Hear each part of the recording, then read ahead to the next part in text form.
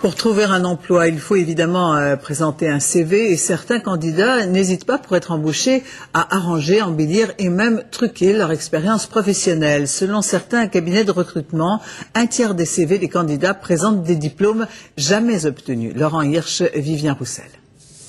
Jacques Labéry. Il prétendait avoir fait l'école normale supérieure. En fait, il a fait l'école normale d'instituteur. Un mensonge qui lui a coûté son poste de directeur de l'école centrale de Lyon. Autre CV mensonger, celui d'Imad Laoud, l'informaticien au cœur de l'affaire Clearstream. Lui aussi se vantait à tort d'avoir fait une grande école.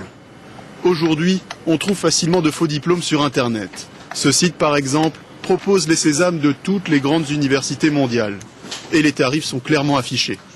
On parle de plus en plus de falsification. Dans les entretiens d'embauche, cette recruteuse aborde aujourd'hui directement la question. Elle a déjà croisé des tricheurs. Il m'est arrivé notamment une fois d'en croiser un il y a exactement 5 ans et qui a finalement été refusé dans le projet car mon client s'est aperçu qu'il n'était pas diplômé de l'école de commerce qu'il avait citée. Faire la lumière sur les zones d'ombre d'un CV, c'est la mission de cette entreprise. Elle référence en ligne tous les diplômés français. Moyennant un abonnement, les sociétés peuvent accéder à cette gigantesque base de données.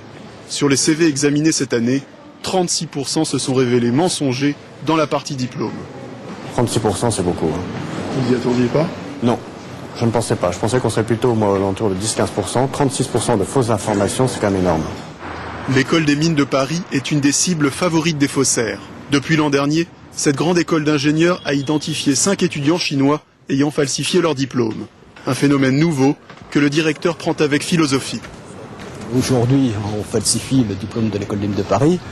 Quelque part, c'est la rançon de la gloire et la reconnaissance de la valeur de notre diplôme. Pour autant, l'affaire n'est pas prise à la légère.